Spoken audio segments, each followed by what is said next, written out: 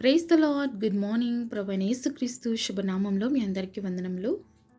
చిన్న ప్రార్థనతో మన హృదయాల్ని దేవుడి మాటల కొరకు సిద్ధపరచుకుందామా?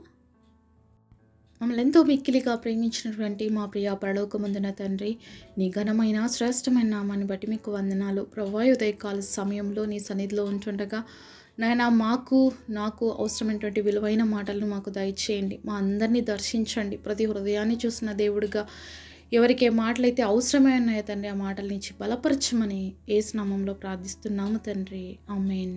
ఈరోజు దేవుని వాగ్దానము కీర్తనల గ్రంథము 103వ అధ్యాయము 14వ వచనం.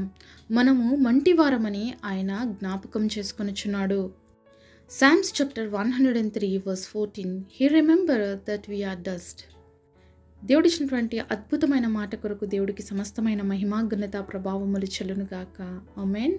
ఎంత ప్రేమమయుడు కదండి దేవుడు. మరి ఏ యోగ్యత లేని మనల్ని, అర్హత లేని మనల్ని ఎంతగా జ్ఞాపకం చేసుకుంటున్నాడు అంటే కారణం ఏంటి అంటే, మనం మట్టి వారమని, అంటే దేనికి పనికిరాని వారమని, ఎన్నిక లేని వారమని ఎరిగిన దేవుడు కనుక ఆయన మనల్ని ప్రతిరోజు కూడా జ్ఞాపకం చేసుకుంటున్నాడు. చాలాసార్లు మన జీవితంలో మనం అనుకుంటుంటాము మనం చాలా గొప్పవాళ్ళమని.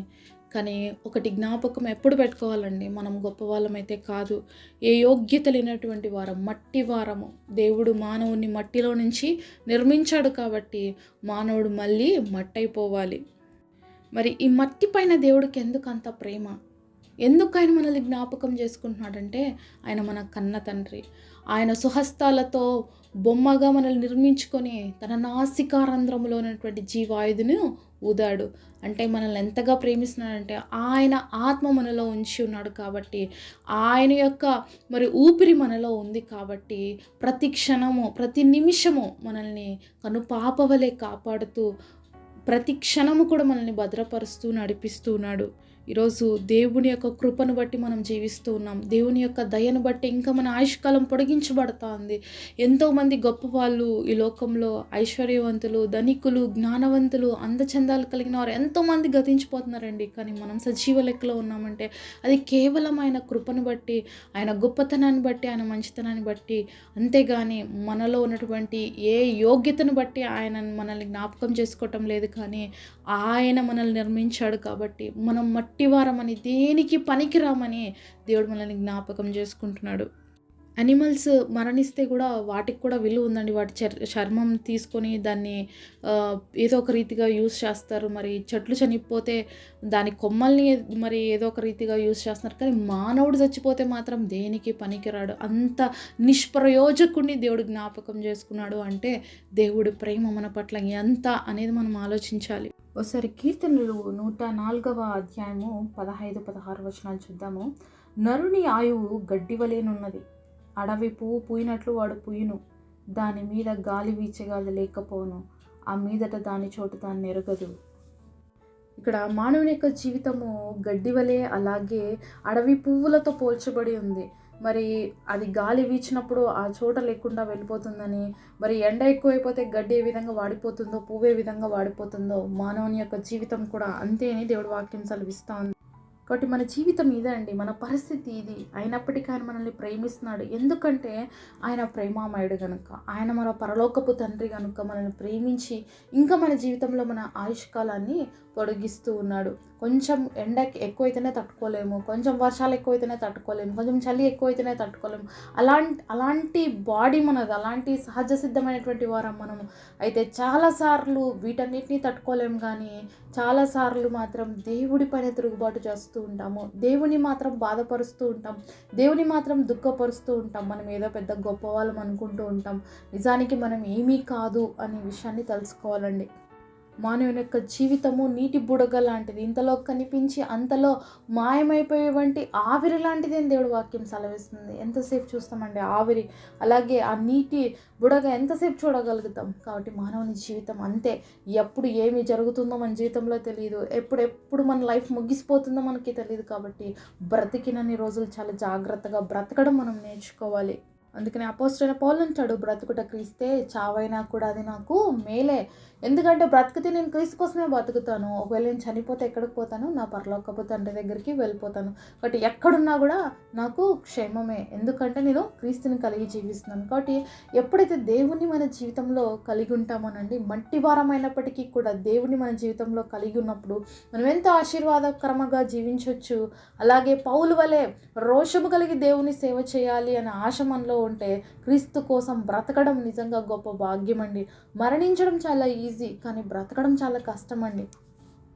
కాబట్టి క్రీస్తు కోసం జీవించాలన్న ఆశతో మనం ఈ లోకంలో బ్రతకాలి తప్ప ఏవోవో లోకంలో ఉన్నటువంటి భోగభాగ్యాల కోసం, లోకంలో ఉన్నటువంటి సంపదల కోసం, లోకంలో ఉన్నటువంటి అనేకమైనటువంటి నేను సంపాదించుకోవాలని ఈరోజు మానవుడు ఆశపడుతున్నాడు.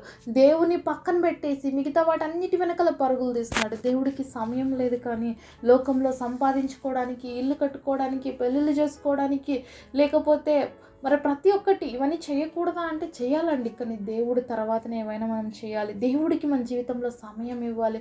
ఎందుకంటే ఇది మన ఈ లోకం కాదు, ఇది కొద్ది రోజులు మాత్రమే, మనం ప్రయాణించే యాత్ర మాత్రమే. మరి వీటి కోసమే ఇంత ప్రయాసపడుతూ ఉంటే మరణించిన తర్వాత మన జీవితంకి ఎంతో విలువ ఉంది. మరణించిన తర్వాత శాశ్వత కాలం, యుగ యుగాలు ఆయనతో జీవించవలసిన వారుగా ఉన్నాము. మరి అలాంటి జీవితం కోసం మనం ఎంతగా ఈ లోకంలో సిద్ధపడాలన్న విషయాన్ని ఈరోజు మానవులమైనటువంటి మనం మర్చిపోయి జీవిస్తూ ఉన్నాము. కాబట్టి మరణం అనేది ఎవరికి చెప్పి రాదండి. ఎప్పుడు వస్తుందో ఎవరికి తెలియదు. ఏ క్షణంలో అయినా మరణం పొంచి ఉంటుంది. కాబట్టి చాలా జాగ్రత్తగా ఉండాలి. అవకాశం ఇవ్వబడిన సమయాన్ని మనం వాడుకోవాలి. దేవుడు ఈరోజు మనకి ఆయుష్ని ఇచ్చాడా, అందుని బట్టి దేవుని స్తుతిస్తూ మరి ఈ ఆయుష్ కాలాన్ని దేవుడి కోసం మనం వాడుతూ దేవుడి నామ మహిమార్థంగా జీవించాలి. అదే మనం మరణిస్తే మన పరిస్థితి ఏంటి, ఎక్కడికి వెళ్తాం మరణించిన తర్వాత, ఇది ఎప్పుడు ఆలోచించవలసిన విషయం. చాలాసార్లు బ్రతికినంతసేపు మనము ఇవి కావాలి, అది కావాలి, అలా ఉండాలి, ఇలా ఉండాలి అలా ఆలోచిస్తున్నాం. మరణించిన తర్వాత నా పరిస్థితి ఏంటనేది చాలామంది ఆలోచించారు. కానీ ఆలోచించాల్సిన విషయం అండి. ఎందుకంటే మరణించిన తర్వాత నిత్య నరకాగ్ని వెయిట్ చేస్తుంటుంది, నిత్య పరలోక రాజ్యం వెయిట్ చేస్తుంటుంది. ఎక్కడికి వెళ్తాం మనం? కాబట్టి ఈ రెండు నిర్ణయాలు మనం తీసుకునేది ఈ లోకంలోనే. ఈ లోకంలో ఉన్నప్పుడే ఈ నిర్ణయానికి తగినట్లుగా మనం జీవించాలి. పరలోక రాజ్యానికి వెళ్ళాలి అంటే ఆ రీతిగా మనం ప్రయాసపడాలి. భూమి మీద నరకానికి వెళ్ళాలంటే ఏం ప్రయాస అవసరం లేదండి, ఈజీగా వెళ్ళిపోతాం.